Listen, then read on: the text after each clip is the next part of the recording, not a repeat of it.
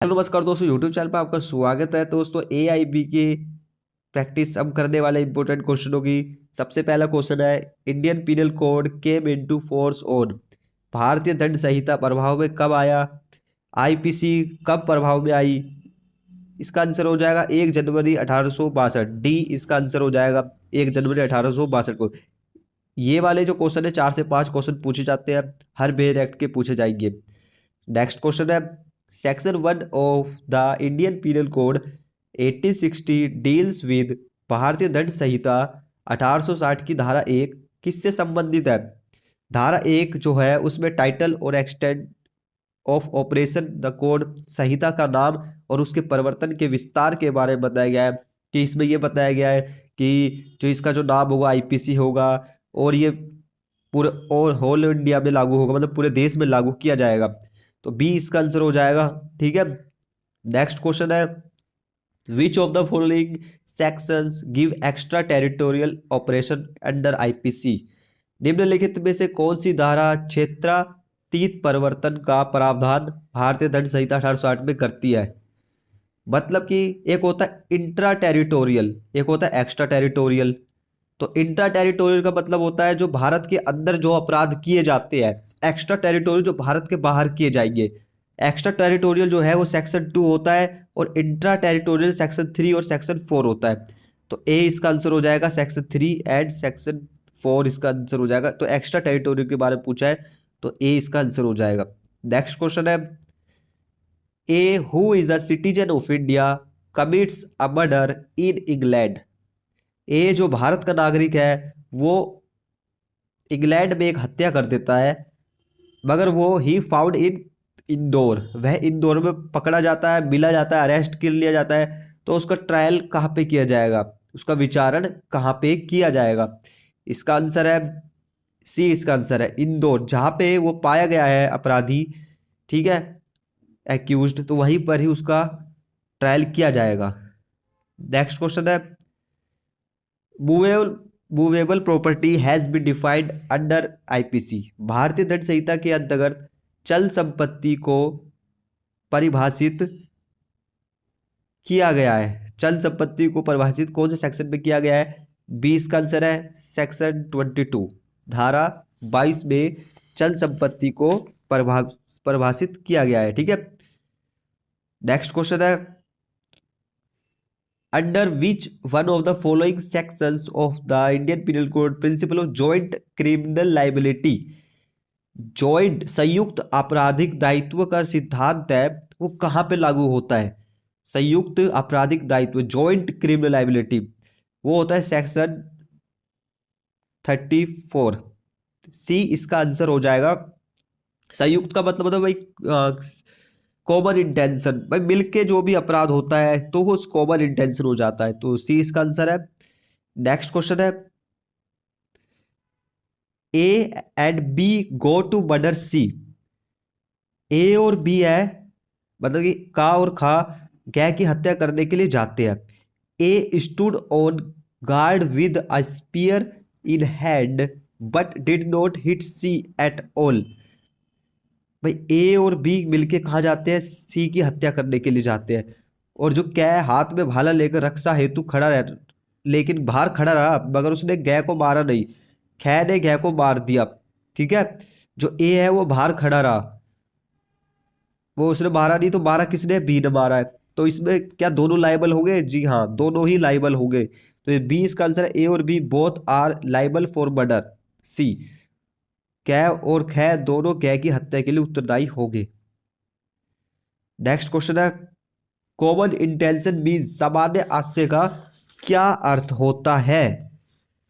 इसका आंसर है सामान्य आशय का क्या आंसर होगा? क्या आंसर होगा दोस्तों? सी इसका आंसर है sharing of intention by all person, सभी द्वारा आशय में भागीदारी, सभी के द्वारा जो भागीदारी की जाती है वही इसका आंसर है। कि सभी मिलके एक तरह से काम कर रहे हैं, तो ये हो जाएगा। नेक्स्ट क्वेश्चन है इसका, यहाँ पे लिखा है the requirement for fixing joint liability lies. Joint liability के बारे में बताया कि संयुक्त दायित्व निश्चित करने के लिए अपेक्षा निम्नलिखित की वजह से पक्षों के संगठन पर रहती है। जॉइंट लाइबिलिटी हमेशा क्या होती है, कॉमन इंटेंशन होती है, ये याद रख लेना। सामान्य आश्रय जो है वो जॉइंट लाइबिलिटी के ऊपर डिपेंड है, तो बी इसका आंसर हो जाएगा। ठीक है, नेक्स्ट क्वेश्चन है, महबूब Shah versus king emperor is a leading case.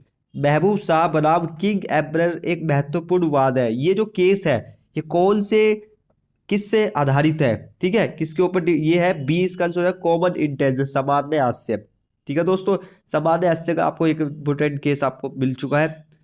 Next question है, under which of the following section the Indian penal code word offence has been defined.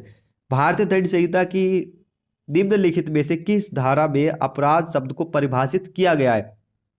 अपराध को धारा 40 में सेक्शन 40 में बताया गया है। ठीक है, नेक्स्ट क्वेश्चन है, A sees B drowning in the river. A B को नदी में डूबते हुए देखता है but does not save him, वह उसको उसकी रक्षा नहीं करता है और बी डूब जाता है। क्या ए ने अपराध किया है? इसका आंसर हो जाएगा नहीं किया है।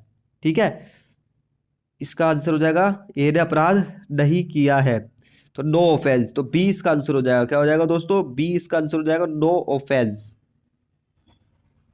एक second,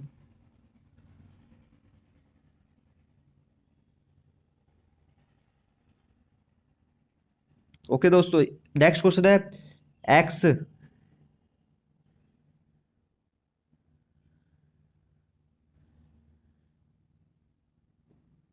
x is a good swimmer. जो एक्स है वो एक अच्छा तैराक है। ठीक है, एक सेकंड, यहाँ पे इसकी कब कैसे होएगा ये,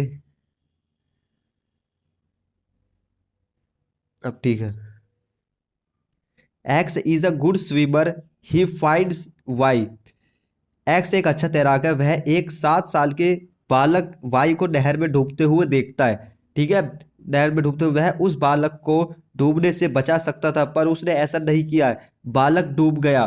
तो क्या एक्स ने कुछ किया है? नहीं, कोई ऑफेंस नहीं किया है, नो ऑफेंस, एक्स ने कोई भी अपराध नहीं किया है। ठीक है, नेक्स्ट है, how many types of punishment have been provide under the Indian penal code. भारतीय दंड संहिता के अधीन कितने प्रकार के दंडों की व्यवस्था की गई है? 5 प्रकार के। ठीक है, कौन से धारा में? धारा 53 को आप देखोगे 5 प्रकार के बताया गया है। ठीक है, सजा के बारे में बताया कि 5 प्रकार की सजा है। नेक्स्ट है, is the term of life imprisonment. आप आजीवन कारावास की अवधि होती है, वो होती है दोस्तों टिल डेथ। सी इसका आंसर है, मृत्यु तक आजीवन कारावास की अवधि होती है। नेक्स्ट क्वेश्चन है, under the IPC power of commutation of sentence of death is vested. मृत्यु दंडादेश के लघुकरण की शक्ति भारतीय दंड संहिता में किसके पास होती है? वो होती है एप्रोप्राइट गवर्नमेंट, समुचित सरकार के पास होती है। सी इसका आंसर हो जाएगा, समुचित सरकार के पास होती है।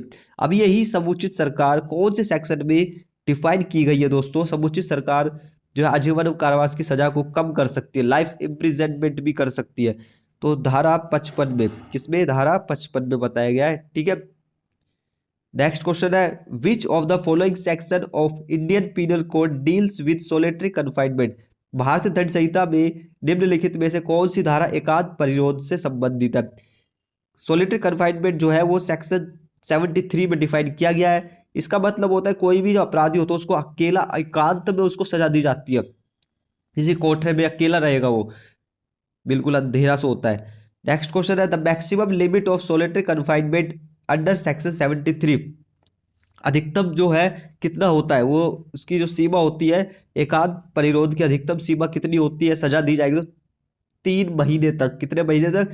3 महीने तक। ओके, नेक्स्ट क्वेश्चन है लास्ट, भारतीय दंड संहिता की अध्याय 4 संबंधित किससे है?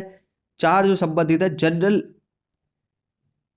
एक्सेप्शन से है। ठीक है, डी इसका आंसर हो जाएगा, जनरल एक्सेप्शन, साधारण अपवाद से संबंधित है। ओके, तो दोस्तों आपको वीडियो अच्छी लगी तो लाइक सब्सक्राइब जरूर कर देना। अगर आपको ये पीडीएफ आपको ये फॉर्मेट में चाहिए कंप्लीट रूप से अच्छे, तो ये आप पीडीएफ मेरे टेलीग्राम को ज्वाइन कीजिए, लो हिंदी बाबा